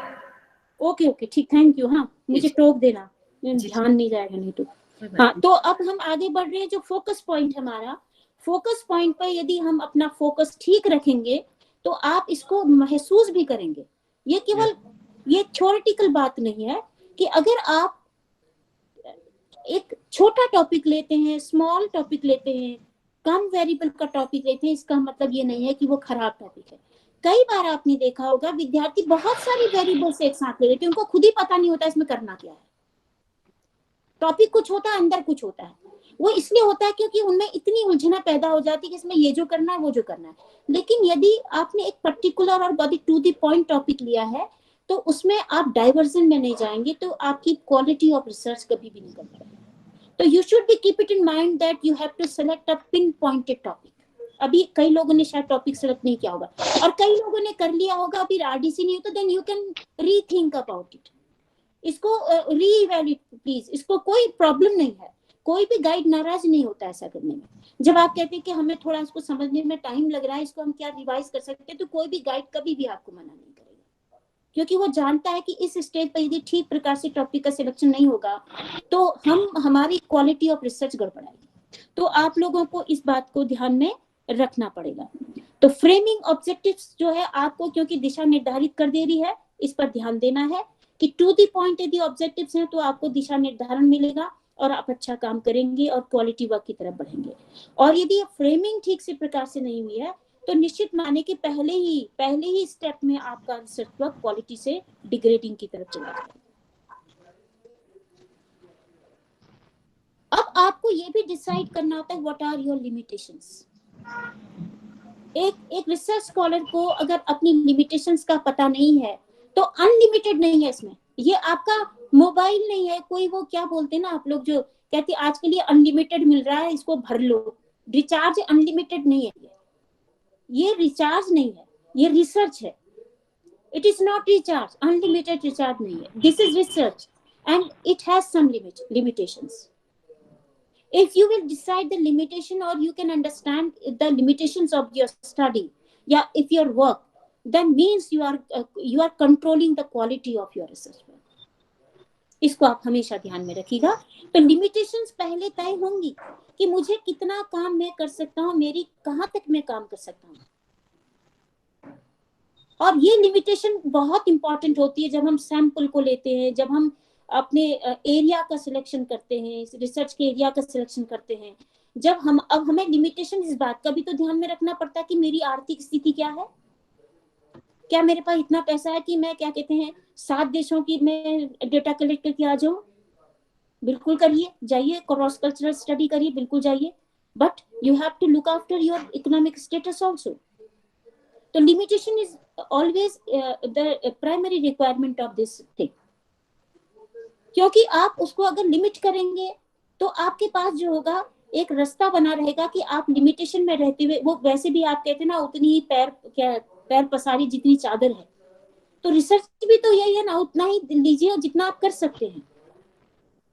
ये दूसरे को देख के किया जाने वाला काम नहीं है। आपकी लिमिटेशंस क्या हैं, आप कहाँ तक पहुंच सकते हैं। एक्सेस टू कहते हैं हम इसको। कहाँ तक पहुंच रहे हैं आप, कितना कर पाएंगे और कितना लेना चाहिए। मैंने पर्सनालिटी शब्द कहा, मैंने होम इन्वायरमेंट कहा, मैंने एडजस्टमेंट कहा, इसमें भी अंदर बहुत लिमिटेशंस हैं। होम इन्वायरमेंट इतना बड़ा कंसेप्ट है, सारा क्यों ले सकते, हम नहीं ले सकते। पर्सनालिटी एक इतना ब्रॉड एस्पेक्ट है, उसमें हमने क्या लेना ये डिसाइड करना होता है हमें। This is called limitations. और यदि लिमिटेशन हम तय नहीं कर पाते हैं तो क्वालिटी ऑफ रिसर्च का मतलब ये है कि आपने ले लिया 500 का सैंपल और फिर आप 200 भी कलेक्ट नहीं कर पाए, फिर 300 को आपने कुक कर लिया, कंप्यूटर में 200 का डेटा डाला और उसको कन्वर्ट मल्टीप्लाई करके 500 कर दिया, हो तो जाएगा। आप 50 ही करिए, 50 को 10 बार मल्टीप्लाई कर दीजिए, उस डेटा को 500 हो जाएगा। लेकिन क्या ये गुणवत्ता है? ये तो एथिकली भी ठीक नहीं है। अगर आप अनैतिक हो गए तो आपने गुणवत्ता को प्रभावित कर दिया, आप गलत डेटा दे रहे हैं लोगों के सामने। 50 पे काम किया और 500 के पे जनरलाइज कर रहे हैं, इसका मतलब है कहीं ना कहीं पर गड़बड़ है। तो जस्टिफाई योर लिमिट ऑल्सो। आपको ये भी जस्टिफाई करना है क्वालिटी के लिए कि what is the need of this study, क्यों कर रहे हैं आप। क्योंकि हमें पीएचडी लेनी है, ये कोई आंसर नहीं होता है कि पीएचडी करनी है, पीएचडी में टॉपिक लेना जरूरी होता है इसलिए हमने टॉपिक ले लिया। What is this? Is it a intelligent answer? या किसी एक शोधकर्ता का उत्तर होना चाहिए? नो, एक शोधकर्ता का उत्तर होना चाहिए कि इस टॉपिक का क्या महत्व हमारे समाज के लिए है, शिक्षा के लिए है, परिवार के, मतलब जहाँ का भी एरिया है वो, स्वास्थ्य के संदर्भ में है, राजनीति के लिए है। इसको अगर हमारी राजनीति के देखेंगे तो पॉलिसी बनाएंगे, इसको यदि स्वास्थ्य वाली देखेंगे तो स्वास्थ्य के लिए कोई नई चीज लाएंगे, इसको यदि एजुकेशनिस्ट पढ़ेगा तो एजुकेशनिस्ट इसमें से कुछ ना कुछ समझेगा, बच्चों को ज्ञान देगा, इसका मतलब वो इम्पोर्टेंट है। तो if you justify the need of study means you are controlling the quality of research. Collecting review, you know it, कि आप ये जानते हैं कि रिव्यू को कलेक्ट करना एक बहुत बड़ी जिम्मेदारी की बात होती है। लोग इसको करते ही नहीं है। बड़ी इंटरेस्टिंग बात, लोग उल्टा चलते हैं आजकल, पहले काम करते फिर रिव्यू ढूंढने जाते। उनको लगता है ये तो आखिरी में होना चाहिए चैप्टर, जबकि एक अच्छा शोधकर्ता पहले रिव्यू कर लेता है। टॉपिक ढूंढने से भी पहले लोग रिव्यू करते हैं। वो इसलिए ढूंढते हैं रिव्यू को कि ये रिव्यू में कहाँ पर रिसर्च गैप है जहां पर हम काम कर सकें। रिसर्च वहां पर करनी चाहिए जहां गैप होता है, जो किया नहीं होता उसको हम ढूंढने की कोशिश करते हैं, उस रास्ते को ढूंढते हैं। तो हम रिव्यू को इसलिए कलेक्ट करना चाहिए क्योंकि वो हमारी थीसिस का एक बहुत बड़ा इंपॉर्टेंट हिस्सा है। और वो रिव्यू ऑफ रिलेटेड लिटरेचर जब हम उसको कंपाइल करते हैं तो वहां पर शोधकर्ता की कैपेबिलिटी और एबिलिटी का पता चल जाता है। जब वो थीसिस इवैल्यूएट होने को जाती है ना, तो उस समय रिव्यू पर जब ध्यान जाता है एक गाइड का, मतलब एक इवैल्यूएटर का, उसको पता चल जाता है ये कितने गहरे पानी में हमारा रिसर्च कर रहा था, उसकी एबिलिटी का अंदाजा हो जाता है। लिफाफा देखते ही खत का मजमून पता चल जाता है। ये वहां पर सार्थक होता है कि हम जब रिव्यू को नजर डालते हैं ना, तो सब लोग आगे से देखते हैं, हम सबसे पहले पीछे का पन्ना देखते हैं। क्यों देखते होंगे पीछे का पन्ना, कोई बताएगा? बताएं आप लोग। अगर हमारा रिव्यू का चैप्टर है माना, उसको मैं सबसे पीछे का पन्ना पहले देखती। क्यों देखती हूँ? उसकी समरी, उसकी क्वालिटी के लिए। और नहीं, क्वालिटी तो समरी से थोड़ी पता चलती है। बताइए, सोचो क्यों देखते होंगे पीछे? बिकॉज मैम जो हमने रिसर्च किया हुआ है वो हमारा किसी वर्क के ऊपर बेस्ड होता है, और वो रिव्यू होते हैं जिसके ऊपर हमारा वर्क बेस्ड है, क्योंकि हमारे माइंड में सेल्फ में तो कुछ नहीं आता है। जो भी हमने पढ़ा हुआ है हम कहीं ना कहीं से रिलेट करके वही लिखने वाले हैं। तो जो review my question, no this is not my question. मेरा क्वेश्चन है कि मैं सबसे पहले पीछे का पेज क्यों देखती हूँ? कंटेंट के लिए मैम। कंटेंट तो होगा ही मैम। रेफरेंसेस में काफी मिस्टेक्स करते हैं बच्चे। एपीएस स्टाइल जो होती है उसको फॉलो नहीं करते। नहीं, एपीएस स्टाइल यहाँ पर नहीं होता बेटा। एपीएस तो मैम कितना स्टडी किया गया है एक्चुअल में, ये देखने के लिए। Yes right, this is the right question. ये पता चल जाता है आखिरी पेजों में कि कहाँ तक का रिव्यू इन्होंने किया है। इसका मतलब यदि आज के दिन 2020-21 में आपने कोई थीसिस जमा करनी है, तो अगर 2020 के फरवरी तक का भी अगर उसमें आपने रेफरेंस दिया, इसका मतलब विद्यार्थी ने सघन अध्ययन किया है और वो सघन अध्ययन करते जा रहा है। इसका मतलब उसकी रुचि थी, उसने वो तमाम अंतिम समय तक उन शोध पत्रों को पढ़ने का प्रयास किया जो उससे संबंधित थे। तो आप लोग इसको ध्यान में रखिएगा। जब आप अपना शोध, आज से अगर आपने शोध आपका वो हो गया टॉपिक तय, तो आप रोज आप रिव्यू को देखें। वो रिव्यू को सिर्फ इसलिए नहीं देखें कि आपको एक चैप्टर लिखना है, नो, चैप्टर लिखने के लिए ही नहीं, बल्कि शोध के रिव्यू पढ़ने से, वो पूरा शोध पढ़ने से जो रिलेटेड मतलब जो आपके टॉपिक से संबंधित साहित्य को जब आप पढ़ते हैं, उसका फायदा आपको कहां पर मिलता है? उसका फायदा मिलता है फर्स्ट चैप्टर डेवलप करने में, शोध की उद्देश्यों को निर्धारित करने में, शोध की सीमाओं को तय करने में, और फिर उसके बाद आपको हाइपोथेसिस और शोध प्रश्नों के निर्माण में सहायता मिलती है। और अंत में जब आप इंटरप्रिटेशन करते हैं, तब पता चलता है कि इस रिसर्च स्कॉलर ने कितनी मेहनत से इंटरप्रिटेशन किया है। एनालिसिस तो सभी कर लेते हैं, इंटरप्रिटेशन बहुत कम लोग कर पाते हैं। मतलब व्याख्या ही तो है असली चैप्टर, जहां पर कि देखता है कि ये शोध है, रिसर्च तो ये है। डेटा कलेक्शन के बाद एनालिसिस जब करते हैं, फिर आप जब व्याख्या करते हैं, तब एक रिसर्च स्कॉलर की एबिलिटी और कैपेसिटी और उसकी योग्यता और उसकी क्वालिटी का पता चलता है कि उसने कैसे बढ़िया काम किया, कितना घटिया काम किया है। तो you have to do it in proper manner and with full integrity, full dedication. आप रोज आप लाइब्रेरी देखिए, आप इंटरनेट पे मत बैठिए, इसमें तो कुछ निकलता, ज्यादा नहीं निकलता। उसका भी यदि तरीका नहीं पता हो तो वो भी नहीं पता चलता। आप लोग सोचते हैं हम केवल एक बटन दबाएंगे हो जाता, नहीं, उसको भी तरीका आपको सीखना पड़ेगा कि how to collect review from internet. बहुत सारे हैं, उनमें से कैसे लेंगे? कई बार तो कुछ मिलता है, कुछ नहीं मिलता है। कई बार आपको उसका एब्स्ट्रैक्ट मिलता है लेकिन उसका रेफरेंस नहीं मिल पाता। लेकिन आपके पास लाइब्रेरी, आपके बिल्कुल सामने बिल्कुल सेंट्रल लाइब्रेरी है। आप वहां जाने की आदत बनाइए, इस अध्ययन की आदतों को विकसित करिए, और तब देखें कि आप कितना बढ़िया शोध कर पाते हैं। वहाँ जर्नल्स जो रखे होते हैं आपके सब्जेक्ट के, उनको देख के किस तरीके से उन्होंने लिखा है, कैसे उन्होंने शब्दों का प्रयोग किया, कितना सिस्टमेटिक अप्रोच अपनाई है, तो वो आप जब लर्न करेंगे तो अपने शोध में इसको रिफ्लेक्ट कर पाएंगे, रिफ्लेक्शन उसका दिखाई देगा। तो आप जितनी गंभीरता और जितनी गुणवत्ता से शोध में कार्य करते हैं, उसका रिफ्लेक्शन आपके शोध ग्रंथ में दिखाई देता है। इसका मतलब उसकी क्वालिटी वहां पर हमें दिखाई देती है। और यदि नहीं दिखाई देती है तो इसका मतलब बहुत सारे इसमें लूप होल्स हैं, बहुत सारी गड़बड़ियां हैं जो कि इस स्टेज में हुई है, और आपका जो शोध है क्वालिटी शोध नहीं है। तो शोध की क्वालिटी में ये भी इंपॉर्टेंट है कि how you are taking the review section, how you are dealing this section.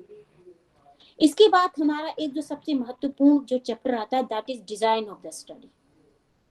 आप शोध की आप शोध का प्रकल्प कैसे बना रहे हैं, आपकी मेथोडोलॉजी क्या टेक्निक्स आप अपना रहे हैं उसमें, क्योंकि डिजाइन तो हमारा है ना, डिजाइन तो इम्पोर्टेंट होगा ही। कैसे करेंगे आप? क्या आपकी पॉपुलेशन है, क्या आपका एरिया है, क्या आपका डेटा कलेक्शन करने का तरीका है, टूल्स जिसे हम लोग नॉर्मली कहते हैं, आपका सैम्पलिंग का तरीका क्या है, आप कौन सी स्टैटिस्टिकल डिवाइस यूज करेंगे? ये प्रश्न बड़े गंभीर होते हैं और बहुत महत्वपूर्ण होते हैं। मेथोडोलॉजी में सब लोगों को एक ही लिखना आता है, सर्वे मेथड लिख देते, सब लोग ये लिख देते। कुछ और भी लिख दिया करो। क्या सर्वे मेथड से क्यों करना है? कुछ और तरीके भी होते हैं, एक्सपेरिमेंटल मेथड भी होती है, कुछ गुणात्मक शोध भी कर सकते हैं। अब तो जमाना बदल गया है, गुणात्मक शोधों का भी महत्व बढ़ गया है। आप छोटे छोटे लघु शोध भी कर लीजिए, पेपर बनाने के लिए शोध कर लीजिए, एक पेपर भी बना लीजिए। केवल पीएचडी का शोध ग्रंथ लिखने के लिए ही मत करिए, कुछ पेपर बनाने के लिए भी डेटा कलेक्ट कर लीजिए। तो देखिए, एक पेपर बनाने के लिए आप यदि 15 दिन लगाते हैं तो निश्चित रूप से आपकी शोध की क्वालिटी बढ़ेगी। आप छोटे छोटे टॉपिक लेके शोध पत्र तैयार तो करिए, देखे छपेंगे भी वो। और अब तो आपको छापना भी जरूरी है। आप लोग जानते हैं कि आप लोगों को थीसिस जब बाइंड करनी होती है तो उसमें रेफरेंस जर्नल में या यूजीसी लिस्टेड जर्नल में आपके शोध पत्र होने चाहिए। लेकिन वो कब होंगे? इसीलिए तो जरूरी ये बनाना पड़ा, सरकार को ये फैसला करना पड़ा कि कुछ ही जर्नल हम देंगे जिनमें अगर इनमें छपेंगे तभी हम कहेंगे क्वालिटी रिसर्च है। नहीं तो गली गली में लोगों ने जर्नल निकालने शुरू कर दिए थे और 1000 रुपए तो सब लोग छाप देते थे और 12 घंटे में छाप देते थे अगर टाइप डी मटेरियल है तो ये शोध की घटती हुई गुणवत्ता को ध्यान में रखते हुए तब हर सब्जेक्ट में बिल्कुल सिलेक्टेड जर्नल्स हैं जिनमें कि आप भेज सकते हैं और ये राइट उनको दे दिया कि वो उसमें छापेंगे या नहीं छापेंगे, ये आपकी क्वालिटी को मेंटेन करने के लिए। तो देखिए कहाँ तक इसका प्रभाव पड़ रहा है। क्वालिटी यदि मेंटेन नहीं करेंगे तो शोध में क्वालिटी के लिए जरूरी है कि निरंतर सघन अध्ययन आपको करना पड़ेगा और सघन कार्य करने के लिए सघन अध्ययन की आवश्यकता होगी और सघन टेक्निक्स की जरूरत होगी। डिजाइन ठीक से नहीं बना है तो सारा शोध गड़बड़ा जाएगा। आपने अक्सर देखा होगा कोई भी एक शोध ग्रंथ उठा लो और उसका एक चैप्टर दो, थर्ड चैप्टर, और उसमें कहीं मत जाओ, एक सैंपलिंग में चले जाओ। सब लोग क्या लिखते हैं, हमने रेंडमली सेलेक्ट कर लिया है। और फिर जब उनसे अगर वाइवा हम लेते हैं तो अच्छा हम कहते हैं माना तुम रेंडमली गए थे तो एक क्लास में से कितने बच्चे लिए थे, दूसरा प्रश्न हमारा होता है तो कहते हैं ना वहां पर 20 बच्चे बैठे थे, 20 के 20 से ही हमने अपनी भरवा दी फॉर्म। तो कहाँ है ये रैंडम? क्यों लिख रहे हो? रैंडमली नहीं है तो मत लिखो ना। आप एक क्लास के 20 बच्चों में भी तो शोध कर सकते हो। तो रैंडमली लिखने का शौक क्यों है? ये रैंडम लिखना कोई स्टेटस सिंबल थोड़ी है, ये ब्रांड थोड़ी है हमारे सैंपलिंग का, ये तरीका है कि this is only a technique of collecting the sample. यदि आपकी शोध की नेचर में रैंडम सिलेक्शन नहीं है तो तुम रैंडमली क्यों लिख रहे हो? अगर ऐसा लिख रहे हो इसका मतलब आपने तो सारा शोध खराब कर दिया। आपने नॉन रैंडम तरीके से सैंपल को कलेक्ट किया और आप लिखते हैं कि रैंडम है ये, तो ये तो यहाँ पर इसकी गुणवत्ता की ऐसी की तैसी कर दी आपने। और यदि आपकी सैंपलिंग रैंडमाइजेशन में नहीं है, रैंडमली नहीं है, तो फिर आपका स्टैटिस्टिकल प्रोसीजर भी गलत होता है। वहां पर आप तो हमने टी निकाल दिया। ये रैंडम और टी, ये दो चीजें ऐसी हो गई हैं कि इनका मतलब किसी को समझ में नहीं आता, लेकिन लिखते सब है इसको कि जब रैंडमाइजेशन नहीं हुआ तो फिर टी कैसे निकाल रहे हो भाई? क्या आपका डेटा नॉर्मल प्रोबेबिलिटी में था? आपने उसको टेस्ट किया? नहीं। तो किया नहीं तो आपकी तो क्वालिटी यहीं खत्म हो गई। आपने रिव्यू भी अच्छा पढ़ लिया, पहला चैप्टर भी ठीक बना लिया, उद्देश्य भी ठीक लिए, लेकिन जब डिजाइन में आए तो डिजाइन में तो आपने कहा अच्छा एक तो रैंडम लिख दो, एक टी लिख दो, बस कहानी खत्म हो जाएगी। कहीं को ये भी नहीं पता है टी निकाला क्यों भाइयों। तो if you are not knowing all these things then why you doing research means, but you have to do it. आपको करना है ये, तो करना है तो you have to study a lot. आपको अध्ययन करना पड़ेगा।